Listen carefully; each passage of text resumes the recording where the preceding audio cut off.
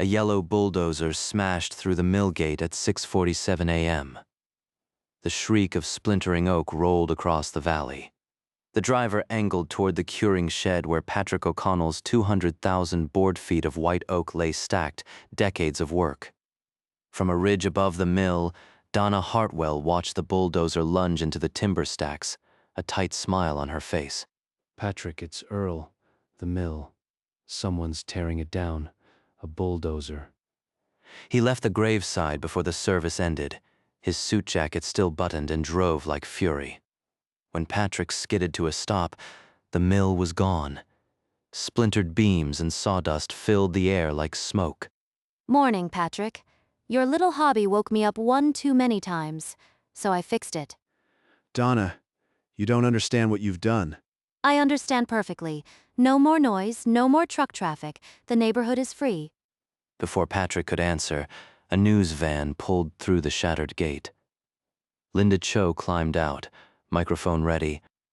Linda Cho stepped over broken oak beams and raised her microphone, aiming for the woman in the magenta jacket. You caught me on a good day. I just liberated this neighborhood from a 20-year noise nuisance. Mrs. Hartwell, are you telling me you personally authorized the destruction of this mill? Absolutely. The HOA had no choice. That mill broke every noise ordinance. Now families can finally sleep. Patrick stood 10 feet away, his hands still shaking. But Linda's camera didn't turn toward him. Then, through the dust, a dark Navy sedan with government plates rolled to a stop. The passenger door opened and a uniformed officer stepped out, his face chiseled stone. I'm looking for Patrick O'Connell. Which one of you is he? Beside him, a Navy chaplain surveyed the wreckage, and for a moment his eyes closed as if in prayer. Hold on. Navy? That can't be right. Why would the Navy come here for him? I'm Patrick O'Connell. What is the Navy doing at my mill? Where is the shipment, Mr. O'Connell? 200,000 board feet of white oak. It was all right here. Cured, graded, every beam ready. Now it's splinters. Splinters. This timber was under a Pentagon priority contract for naval minesweeper hulls.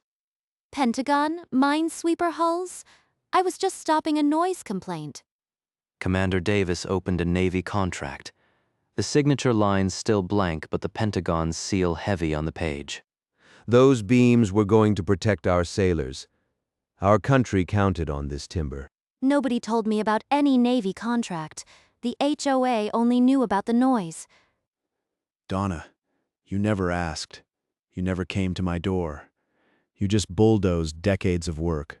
Donna's mouth moved, but no sound came. The word Pentagon hung in the air like smoke, and for the first time she looked afraid. There are only 3 sawmills in the United States that can produce the specific white oak timber required for minesweeper hulls. Yours was the primary supplier. That can't be right. He's just a local lumberman. The Pentagon doesn't make mistakes, ma'am. This contract was 6 months in negotiation. 6 months. If they're this serious, I'm in real trouble. Mrs. Hartwell, did you know any of this before ordering the demolition? I told you, nobody informed the HOA. This is exactly why we acted noise, nothing more. That oak air dried for 8 years.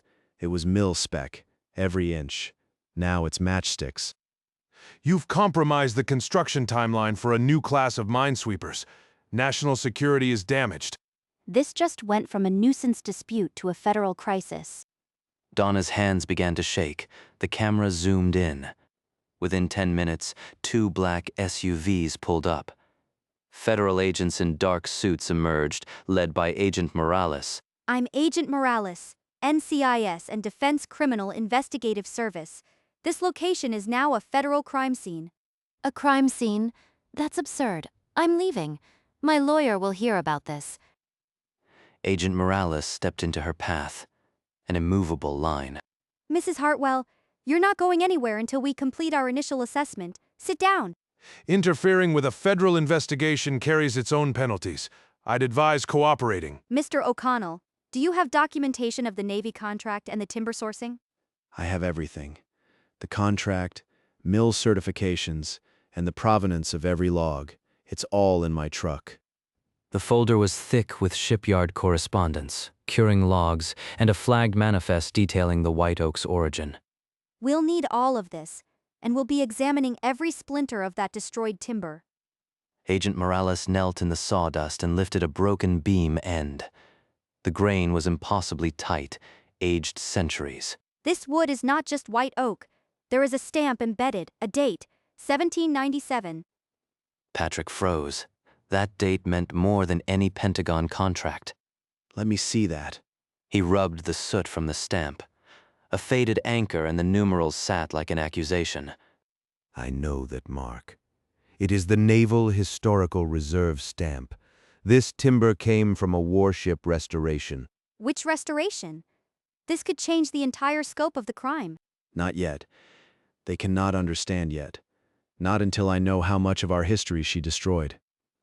I have served on ships that carry this wood. To the Navy, it is sacred. Agent Morales wrote a single line in her notebook. Then she looked at Patrick as if seeing the weight he carried for the first time. Patrick lowered the fragment and faced the agents. His voice was steady, but his eyes were wet. This oak came from the USS Constitution. Old Ironsides. Her 1997 restoration scrapped some original hull planks. You salvaged that wood? From a national monument? My nephew and I were on the preservation crew. We saved every splinter they would let us take, brought it here to cure for naval use. The USS Constitution is historical Grade A defense material. Destroying it carries heavier penalties than contract sabotage. That ship has defended our shores since 1797. Her wood is hallowed ground. Agent Morales's pen stopped. The charge would not be mere sabotage. It was desecration of a national treasure. Donna bulldozed a piece of American history my nephew gave his weekends to preserve, and she did it on the day we buried him. We will need all provenance records. This will go to the National Archives. Commander Davis removed his cover and stared at the splintered anchor stamp. The anger in his silence was louder than a gunshot. Agent Morales turned to Donna, who still stood behind crime tape, her magenta jacket dulled by dust. You timed this demolition for a specific day, didn't you? A day you knew Mr. O'Connell would be absent. That's absurd. The crew had an opening this holiday weekend. Nothing more. From the edge of the crowd, an old man in bib overalls stepped forward, his voice cracking. I called you last week, ma'am. I told you Patrick would be burying his nephew today. You said perfect. That old man?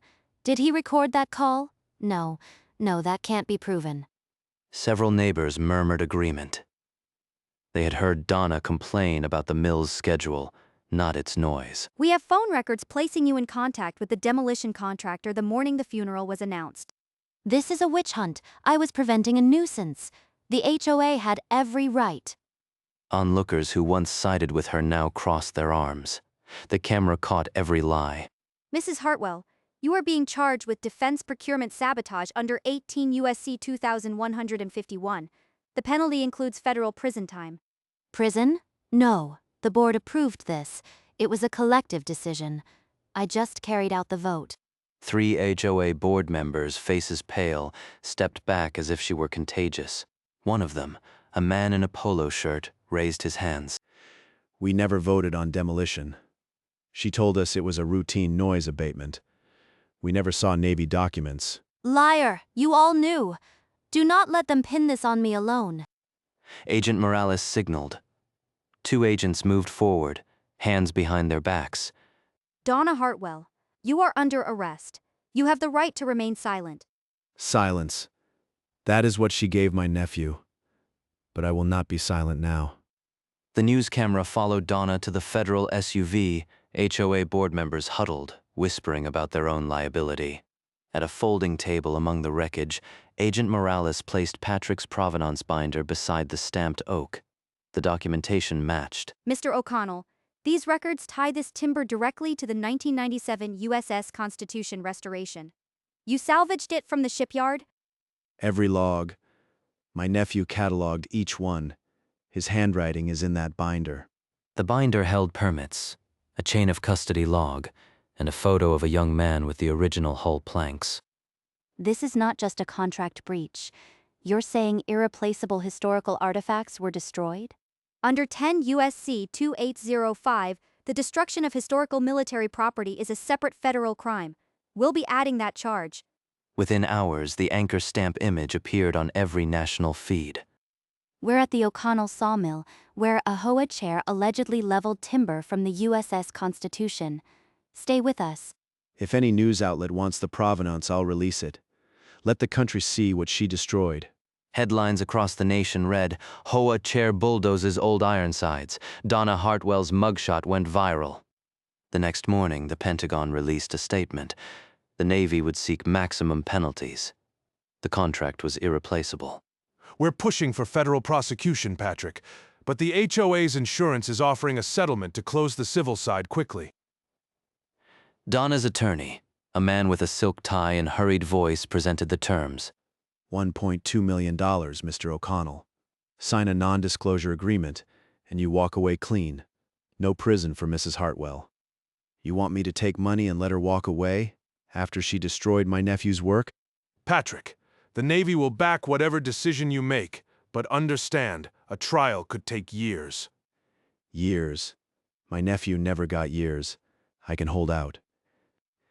Tell the OA I'm not settling. She's going to answer for what she did in open court. The attorney's face tightened. He gathered the papers and left without another word. Patrick looked at his nephew's photo. The choice was made. Justice, not money. 3 days after Patrick rejected the settlement, the HOA's insurance carrier sent a certified letter denying coverage. Intentional destruction fell outside the policy. The federal charges against Mrs. Hartwell also expose each of you to civil liability. The HOA itself is a defendant now. But we didn't know about the Navy contract. We only ever complained about the noise. Donna never told us she was going to hire a bulldozer. We thought it was just a letter campaign. An emergency meeting was called in the community clubhouse. Every seat was filled, the air thick with panic. I resign effective immediately. I want my name off every document. This is Donna's mess, not mine. The remaining board members looked at each other. Then someone whispered a motion to dissolve. If we dissolve, we can sell the clubhouse and common land to pay the damages. It's the only way to protect our homes. The vote was unanimous. The HOA board voted to dissolve and liquidate all assets, then disband. By week's end, a real estate agent had planted a for sale sign in front of the HOA clubhouse. The neighborhood was silent. From her cell, Donna watched the news coverage. The HOA was dissolving. Her assets frozen. No one would take her calls. She used her one phone privilege to dial Patrick's number. The call connected on the third ring. Patrick stared at the caller ID. He knew the detention center exchange. Patrick, please. I didn't know about the Navy. I'm sorry. Can you forgive me? I'll do anything. He said nothing. The silence stretched long enough to hear the jail's recorded warning. I ruined my life. Please don't let me rot in here. I'll pay you back, every cent. She wants forgiveness. My nephew doesn't get a second chance. Patrick pressed the end call button. He set the phone face down on the desk. In the jail, Donna stared at the humming receiver. The cell door clanged shut behind her. He picked up his nephew's photo and held it to his chest. His jaw set like cured oak. The federal courtroom was packed. Every wooden bench held a reporter, a naval officer, or a neighbor who had once sided with Donna. Patrick sat at the plaintiff's table. He wore the same dark suit he had worn to his nephew's funeral, the one that still smelled faintly of pine. The prosecutor asked him to identify the provenance binder. Patrick held it up, and the anchor stamp of 1797 caught the light. Mr. O'Connell, please tell the court where this wood originated. These planks came from the USS Constitution, old Ironsides. My nephew and I salvaged them from a 1997 restoration. He was 16 when he first touched that wood. Donna's attorney cross-examined, trying to paint Patrick as a negligent nuisance. It collapsed when he presented the Pentagon contract. Donna herself refused to testify, invoking the Fifth. Her silence filled the courtroom like a scream. The Navy views the destruction of this timber as an attack on our national heritage. We ask for full accountability. Closing arguments lasted 2 hours. The prosecutor placed the splintered 1797 oak on the jury rail as his final exhibit. The jury retired to deliberate at 3:12 p.m. Patrick watched them file out, his hands folded on the binder his nephew had started. At 6:40 p.m., the jury filed back. The courtroom rose, and the silence was a physical weight. The foreperson unfolded the paper. On the charge of defense procurement sabotage, guilty. On destruction of historical military property, guilty. No, this is wrong. It was just a mill. Just a mill. The judge struck the gavel once. This court sentences you to 10 years in federal prison, Mrs. Hartwell. The court orders the disbanded HOA to pay $4.2 million in damages to be satisfied through the forced sale of all common property. A deputy clerk stamped the execution order. The HOA clubhouse, pool, and common land would be auctioned within the month. 10 years. My nephew would have been 26. Donna sobbed audibly as 2 marshals took her arms. Her magenta jacket was gone, replaced by a gray detention uniform. Patrick closed his nephew's binder. He did not glance at Donna as she was led past him. He walked out of the courthouse alone. The sun was setting and the parking lot was empty. 3 weeks later, Patrick stood in the cleared mill yard. New foundation timbers were ordered, but the scars remained. Boss, seeing you back here with sawdust on your shirt feels right again. It's not the same without him, Earl, but we owe it to his memory to rebuild. A dark Navy sedan pulled up to the mill gate. Commander Davis stepped out, holding a leather folio. The Pentagon authorized a new contract. A class of coastal minesweepers needs O'Connell white oak. I can't replace the Constitution wood. Nothing can.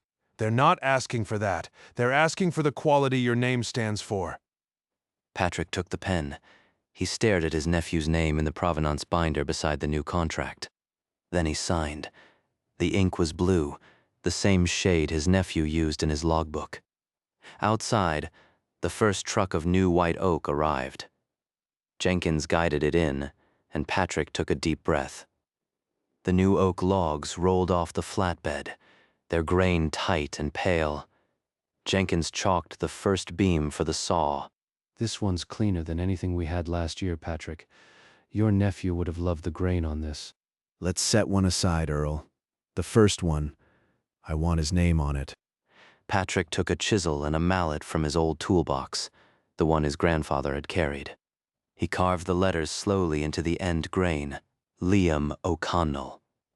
2005-2024. That boy was the heart of this mill. Now his name will hold it up.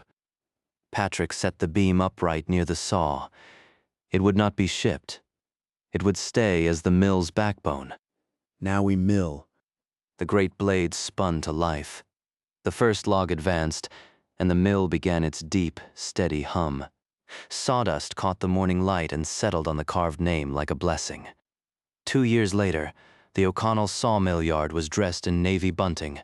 A crowd gathered where Donna's bulldozer had once torn through. Today we commission a minesweeper whose hull was built from timber milled right here. Patrick wore his sawdust-flecked flannel, work gloves tucked in his belt, the same calm expression he had always worn. Let this wood carry the memory of those who gave their hands and hearts to it. The commander pulled a cloth from a brass plaque, hull timber donated by O'Connell Heritage Sawmill, in memory of Liam O'Connell, USS Constitution Restoration Crew, 2005-2024. Patrick looked at the plaque and pressed his thumb to his nephew's name. Earl Jenkins stood in the second row, his cap crushed in his hands, tears tracing clean lines through sawdust on his cheeks. The Navy thanks you, Mr. O'Connell. Thank my nephew. He's the one who taught me that wood this old carries more than grain. As the afternoon sun caught the brass plaque, the distant horn of the USS Independence sounded across the water, a deep, steady note like the mill saw. 3 months after the commissioning, a documentary crew arrived at the O'Connell sawmill. They wanted the full USS Constitution story, from the 1997 restoration to the bulldozer and the new minesweeper. That oak came from old Ironsides. Donna destroyed it, but the Navy made sure its spirit lives on. The segment aired nationally on a Sunday evening. In a federal prison common room, Donna Hartwell sat on a plastic chair, staring at the screen. She watched Patrick walk through the rebuilt mill, past the beam carved with his nephew's name. This mill is his memorial. Nothing Donna did can erase his name. Donna's face was blank, but her hands trembled. The documentary cut to the USS Independence at sea, its hull timber gleaming. Donna watched until the credits rolled. Then she stood, walked to her bunk, and stared at the concrete ceiling. A month after the documentary aired, a letter from the Department of the Navy landed on Patrick's desk. They want me as a naval timber sourcing consultant. I could do that, part-time. The mill stays first. He called Commander Davis. I'll take the consultant role 2 days a month, but the mill gets first refusal on every oak shipment. The Navy agreed. Patrick signed another contract, his name steady on the line. That evening he drove back to the mill and walked to the water wheel as the sun dipped low. The creek murmured as it had for 100 years. The sawdust was cool under his boots. This mill almost died, but it's still here, and so am I. He sat on the beam carved with Liam's name and watched the stars come out through the open shed door. The next morning, dawn broke over the O'Connell sawmill. Patrick stood in the new curing shed, a framed photograph in his hands. The photo showed a teenage boy in a hard hat standing beside a massive oak timber stamped 1797. He mounted the photo on the new curing shed wall, right where the first shipment of white oak would be stacked. The glass reflected the water wheel through the open door, as if the creek itself were watching. Patrick stepped back. The photo hung level outside. The mill's saw started its steady hum. The oak that was destroyed came from a ship that never sank. What was saved, he realized, was the work itself. The provenance binder his nephew started was now archived by the Navy. The new contract sat in the office, signed in blue. The story of the HOA Karen who bulldozed a Navy sawmill had ended. The mill was still here, and on the curing shed wall, Liam O'Connell watched over every beam that rolled off the saw. Justice, Patrick learned, sounded exactly like a mill saw at dawn. Months later, the USS Independence cut through gray Atlantic swells, its hull timber pale against the sea. Below deck, in the quiet of the engine room, a brass plaque caught the fluorescent light. The engraving was simple. Hull timber donated by O'Connell Heritage Sawmill, in memory of Liam O'Connell, 2005-2024. On the metal deck, a sailor paused to read it. The ship sailed on, carrying the memory of a boy who loved old wood into waters he would never see. Back at the O'Connell sawmill, the great blade continued its dawn hymn. The curing shed was full again. White oak stacked high, waiting for the next Navy contract. And in the corner, a carved name held the weight of the whole mill. Every beam that left that shed carried a legacy no HOA Karen could bulldoze. Fade to black.